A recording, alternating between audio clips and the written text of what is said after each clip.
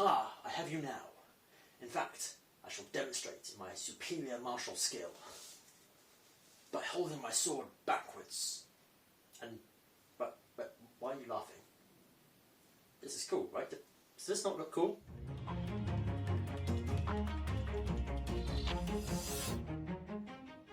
Okay, so, reverse grip with swords. What is this? Well, it's when, if I take this shorter, blunt sword rather than sharp one, I hold the sword backwards. You'll see this all the time these days in movies, whenever they want to show a character is skilled, or the situation has gone serious, they hold their sword backwards. Apparently, it's been a thing in anime and I presume manga for a very long time, but last decade or two I think it's become a lot more common in Western media. And it's generated some reactions from people who know swords. And that reaction has usually been, oh no, oh that's bad. That's bad and you should feel bad. No. Stop that. More recently though, I've noticed a few people have tried to push back at this a little bit. And they've tried to say, well, there are a few times this actually works. Marcus Vance has pointed out there are HEMA treatises which show people doing things like that with a longsword to block low spear attacks and so on. Some people will say, it comes up in martial arts and it's a defensive thing. And yeah, there's been a bit of pushback, a bit of nuance suggested there. And some people have then taken those and thought, okay, maybe. Some people have tried it out and gone, maybe not. Some people, like Sellsword Arts, are vehemently against it and say, absolutely not, this does not work. And the off chance you're watching Sellsword, some of this doesn't apply to you. I do like your stuff, and I do like how what you asked for was a video of someone actually using this as an opposed situation, not just a demonstration. That's on the to-do list. Okay, so, can I fight with a reverse grip the way they do in the movies? In a word, no. In 3 words, no because physics. In quite a few more words, which is my specialty, I'll explain. This is the human hand. It's asymmetrical. It has a thumb, an opposable thumb, with a structure that supports it. This thing here is designed for fine control of tools, manual dexterity, and is what allowed us to take over the world. This thing here is designed to grasp bananas. These are not the same. If I hold something like this, I've got a fair bit of fine control over what the tip of the blade is doing. If I hold it like this, not so much. Now that may look relatively similar, and if I'm using a dagger, it's called ice pick grip, and that is perfectly fine, it's valid. But will that translate to a long sword like this? The answer is absolutely not, because the longer you get, the more the lever action applies to your hand in terms of any forces that you're doing. And this here is weak. I have very little control, I can't do any fine manipulations, and if any force hits here, I don't have the supporting strength to counter that and to keep this online the way I want.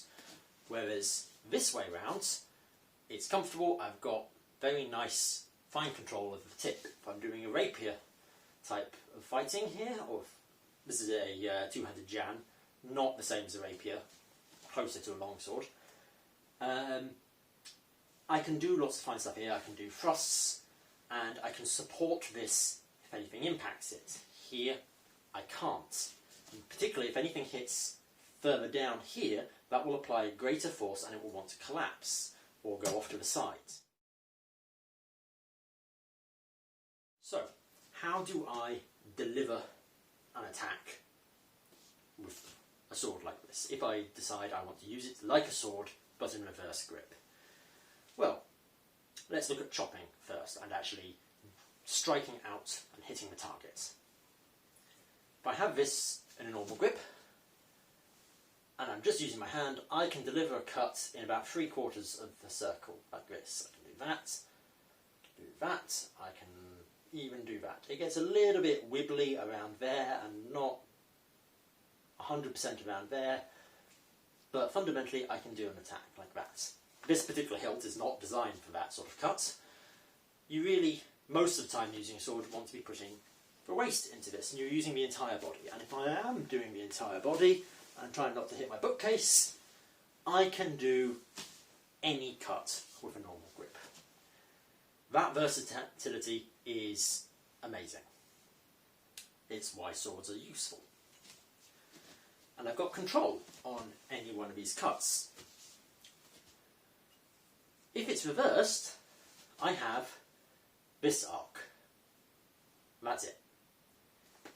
If I try to go beyond vertical here, my arm is twisting, I lose my body structure.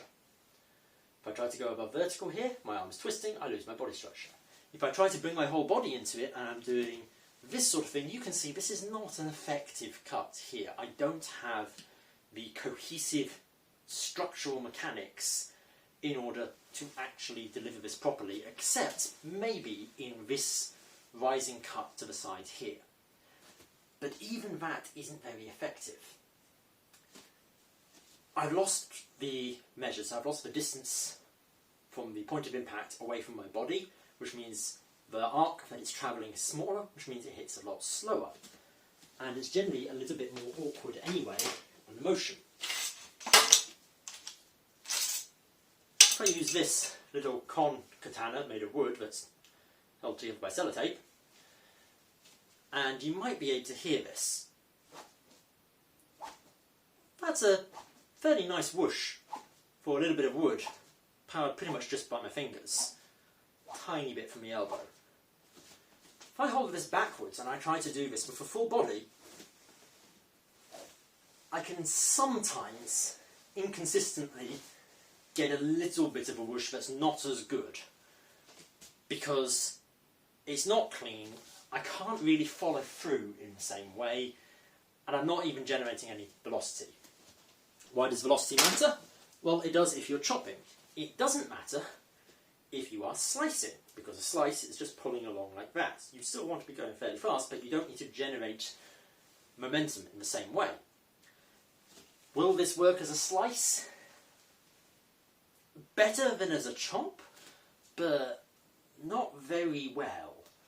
Certainly not if the person is wearing any form of actual real protection. And remember, they're going to be trying to defend themselves and kill you at the same time. So I really wouldn't try to rely on that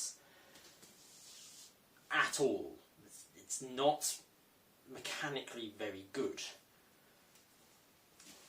That motion is better because you've got more of that follow through, you can keep the blade in contact properly. It's just structurally superior. You gain nothing by trying to pull it back, and you lose a lot in the process. You've lost all of your versatility in what you can do and how you can move the blade. You've lost most of your power in actually delivering damage as well.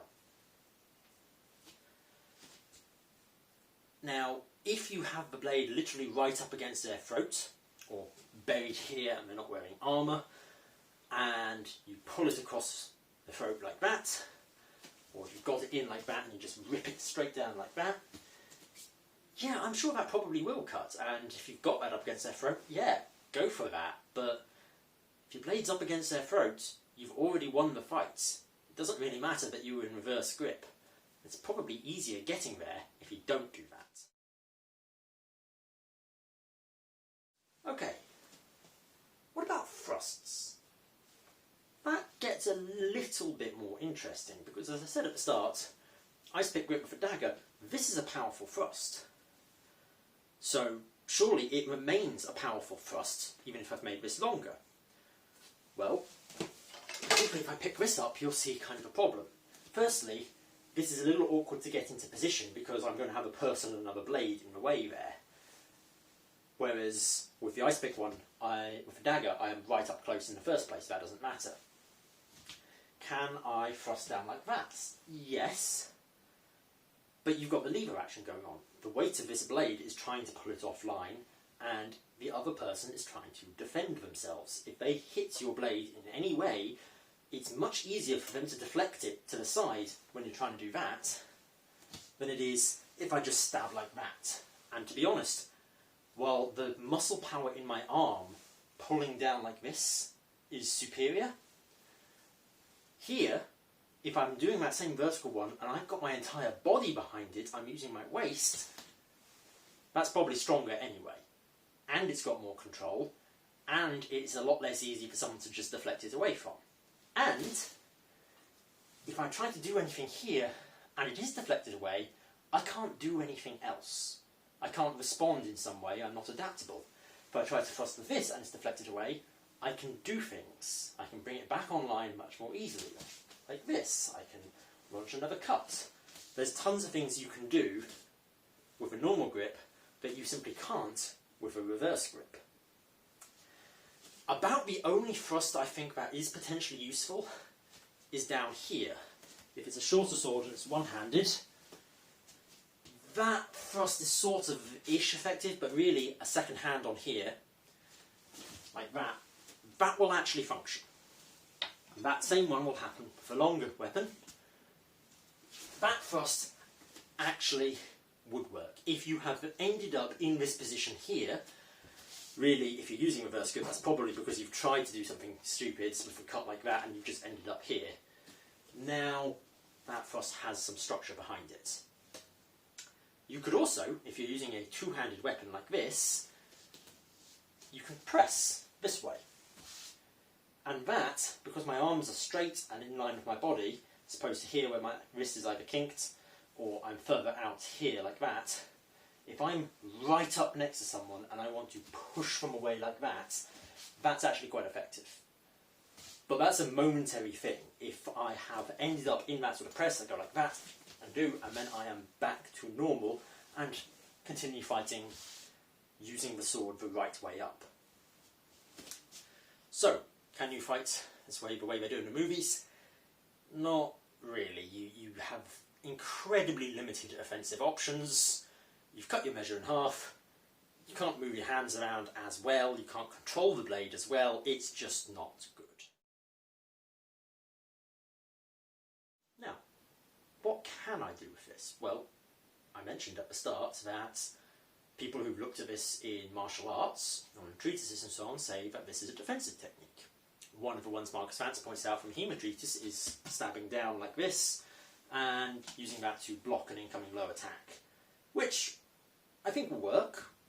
I think you have very limited options for what you do next with the sword, so it's probably a pretty niche thing. How often are you going to be doing that to actually block? Probably not often.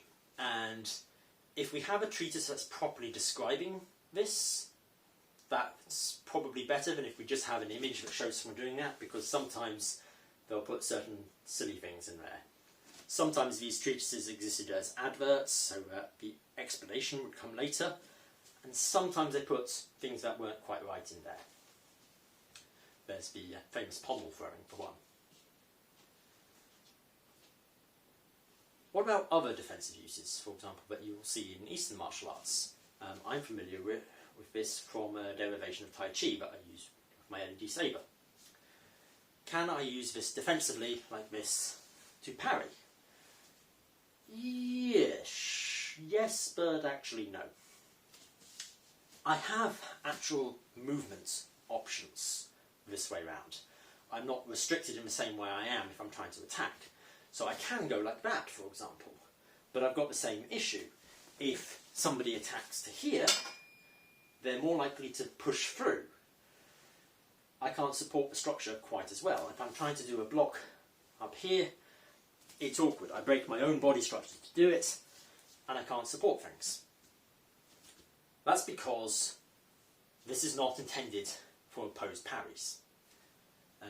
Something else that Sellsword Arts points out is I have lost all of my measure. If I have it like this, I can block out there. Like this. If I've got this backwards, at best I've pulled it down a little bit like that. And if I use this properly, it's flat along the arm like this. But you can see I've lost even more measure. Yes, that's not a bug, that's a feature. Because, as I said, you don't use this for an opposed parry. If I've got this flat along here, Now I no longer have the structure problem of the blade collapsing because it's already against my arm. It's intended to be this way. I functionally just turned my arm into a piece of metal. I could try to block, say, a head cut coming down like this, but I have to risk my structure to do this at best. I'm just trying to block an incoming attack with one arm, directly stopping their blades. That's not likely to work that well.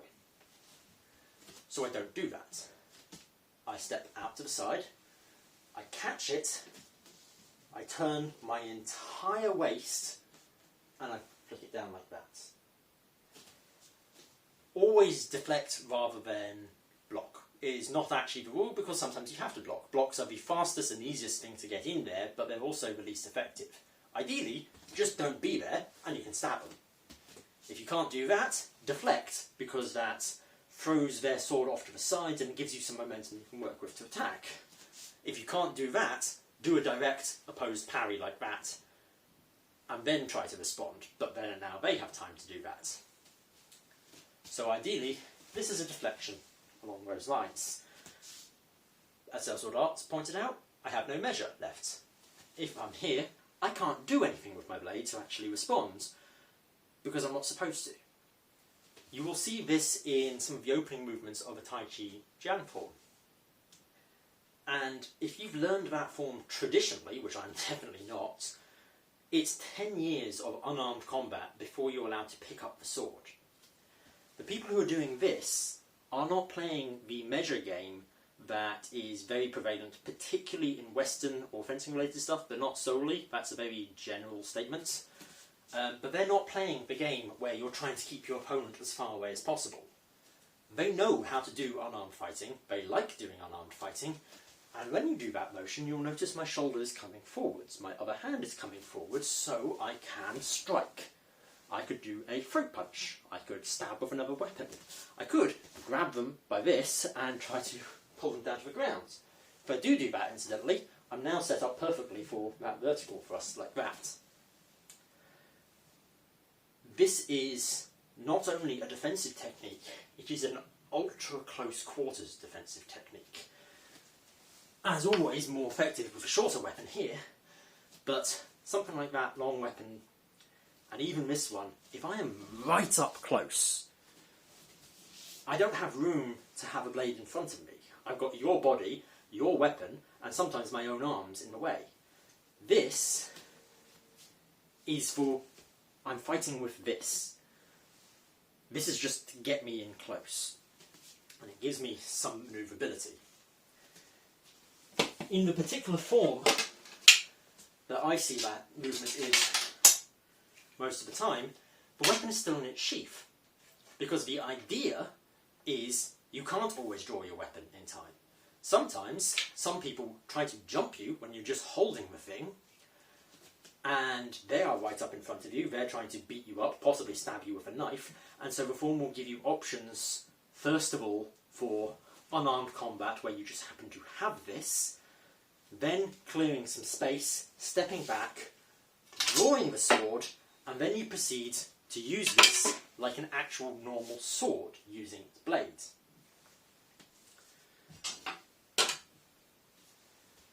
So, as I said, a lot of the problems that people see when trying to use this defensively are because they're not really applying it in the correct context or the correct way. It is a very, very close quarters thing where you have sacrificed your entire weapon in exchange for the ability to get within your opponent's reach and do things with your hands. Whatever it is you're doing is limited pretty much by the rules of whatever tournament you're in, the laws of whatever country you're in, and your own conscience. It's also limited by how good the other person is, because any sort of guard like that, you really shouldn't ever go into the fight and think, right, I'm going to set up like this, and then I'm going to get in close, and then I'm going to punch him, and that's how I'm going to win this fight. Because then you'll probably lose. Whatever guard you're in gives your opponent information as to what you can do and what you can't do.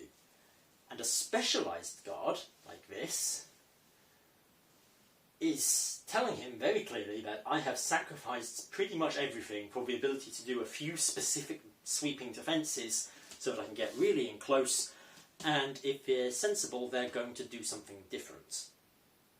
The enemy is under no obligation to play along with your plan.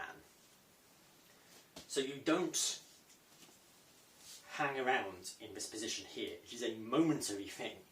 It is, oh, that's coming in there, sweep, do something. Or it is, oh, I've been ambushed when I'm holding this. Block like that, do something. Then go back to a more neutral, more versatile and adaptable guard if there's a break in the fight. Or switch back to a normal grip before actually attacking with your blade.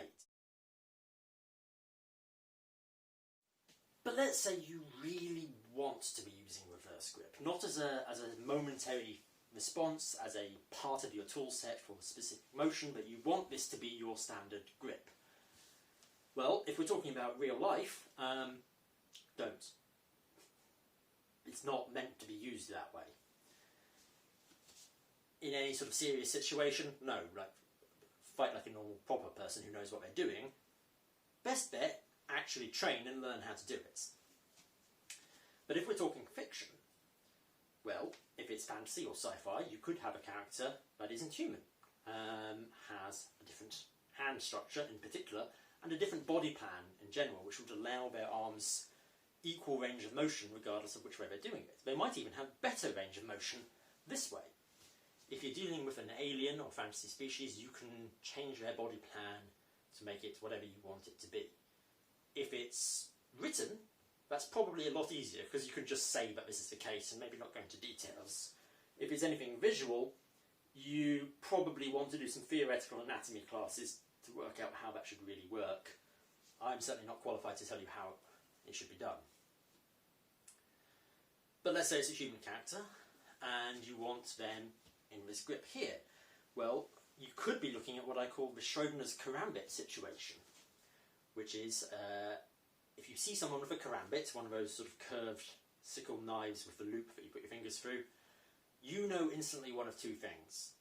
They're either terrifyingly dangerous in close combat, or they're an idiot who bought it on eBay for £25 because you can do 6 spins, bro, and you should take it away from them and give them some safety scissors instead, and that's all they should be trusted with. There's no middle ground with karambits. You either know how they're used or you don't.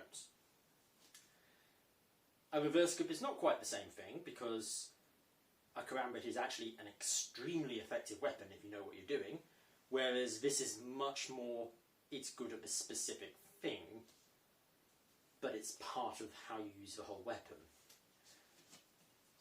But you could portray a character who is functionally the tactical idiot who has 5,000 attachments on their rifle, but the sword version of that might be someone picking up the sword not really knowing how to use it, but going for what looks cool.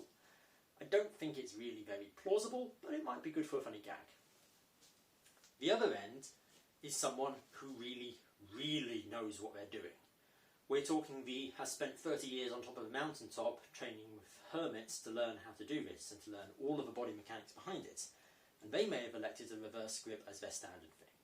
Most likely, I would suggest, a shorter offhand weapon used for parrying and a longer primary weapon used for offence. Because this is functional. I didn't say it was good. I didn't say it was better, because it certainly isn't. There's nothing really that you can do here that you can't do better if you have a buckler in this hands. A shield in general is fantastically undervalued in fantasy, but it's just more effective. It's more versatile. You have all of your different options. Pretty much the only thing this can do that can't is that sort of final stab if you happen to have got in really close like this, and maybe you're doing that, but you don't base your entire fighting style around one move that may or may not come up. But a character might still choose to do this. And the only reason I can think of for them to do this, and the only reason that this sort of thing in general, these exotic weapon sets come up historically, is to show off. Not because this is a better, more advanced technique, but because it's a more difficult technique. if you're fighting like this and winning, you're kind of showing that I'm this good, I know how to do this, I know all the mechanics, the serious in-depth knowledge necessary to make this functional. And if you tried this without that knowledge, you would die painfully and like an idiot. You've got similar things with dual rapier. Not rapier and dagger, that's actually quite functional, but two equal length rapiers is difficult to do and doesn't really give you very much advantage. But you can show off because it looks impressive. You can't demonstrate to your 90-year-old master that you genuinely understand all the techniques if you're using something that's much easier to learn and that you started with. You pick the more difficult thing that probably doesn't really have much real-world application, but you can show off and look good. Beyond that, really the only other thing I can think of is if you want to write a romantic sword fight, because that movement there you can get right up and close. But again, pretty niche. So, does anywhere in movies actually portray this correctly? Well, as I said, mostly no. To pick 3 examples, Star Wars. Actually, I think it probably started with Galen Marek in Force Unleashed, because he tended to hold it backwards. And then Ahsoka did the same. And you can get away with it in animation, mostly because, especially for lightsaber, things like the cutting mechanics are going to be a bit different. It will cut much better. But also in animation, you don't really have to worry about a human skeleton or muscle structure. They move the way you want them to move. When that transitions into live action, it starts to look a little bit more awkward. Kylo Ren always looked a little bit awkward when he's using it in reverse grip, but he functions. Rey, in Rise of Skywalker, does her very dramatic, like this, after having been fighting normally for quite a while, and it's, aha, now I'm really serious. Never mind she's been trying to kill him for 5 minutes at this point already. Now she's serious, and that was just laughable. Please don't do that. But that was a very badly choreographed fight scene in general. I could do a whole video just on that. The worst example in Star Wars is actually from the first Order 66 flashback in Book of Boba Fett. We've now got 3 of them, each more dramatic than the last, but the very first one was not good. You had a view from behind of 3 Jedi in front, a couple on the sides, but the one in focus is fighting and he's doing his parries, and having done something up here, he now has to move like this and then go like this, and he has to contort his body, and it looks so bad because it's so physically awkward to do. So don't do that, because all anyone who's ever tried to move a stick around should be seeing when somebody's trying to go like this is nyeh, nyeh, nyeh, rather than, you know, an affected seasoned warrior who knows what they're doing. Weirdly, there is one example I've seen that gets it exactly right. And that was Rings of Power. Because Galadriel, in her fight scene with the Numenorians, which is mostly played a bit like a farce, and thus I don't pay too much attention to its choreography, but she actually has a bit where she does rip straight out of Tai Chi, a nice deflective parry like that, with a fairly long blade flat against her arm. She doesn't follow up with the unarmed strike the way she should, but that wouldn't fit the scene, because she's not actually trying to hurt anyone, she's just demonstrating that they can't touch her. So in that one specific context, yeah, that actually worked well. Not commenting on the rest of the show here, that there are opinions about that, but they get that one movement right. The other alternative, which isn't as good as that, but is certainly better than Star Wars, is to do what The Witcher did, because Henry Cavill is often using the sword backwards. But he doesn't keep it backwards the whole time. He is constantly flipping between the reverse grip and a normal grip, doing all sorts of wields all the time. It creates this very, very mobile fighting style, and it doesn't matter if none of the motions actually make sense from a martial perspective, because what matters is that he is constantly adapting what he's doing. It creates the impression that he knows what he's doing, but he's using a particular wield because it's functional and then switches to another one. That, coupled with moving a bit faster, means you don't have the time for the audience to sit there and start thinking about it and going, wait a minute, does that actually make sense? So it looks a lot better than Star Wars does, but it's still not very realistic if you're interested in realism. But even if you're not interested in realism, please try to make it look good. And making it look plausible is a very good way of making it look good, because the human eye can recognise how the human body moves. So if you're having to contort yourself to do something in a way that it would just be uncomfortable for the actor, let alone the character, the audience can see that and it doesn't look like they're doing something impressive. It looks like they're doing something impressively stupid. So, final conclusions. It will not look the way you usually see it in movies and TV and comics and such like that if you want to use it remotely effectively. If you are using it correctly, it is an ultra-close quarters, defensive, specific technique for very specific niche situations. Not a ready position. If you are trying to use it as a ready position, you better be really, really good, and you better be showing off, because there isn't really any other reason to do that. You can just pick a more sensible option.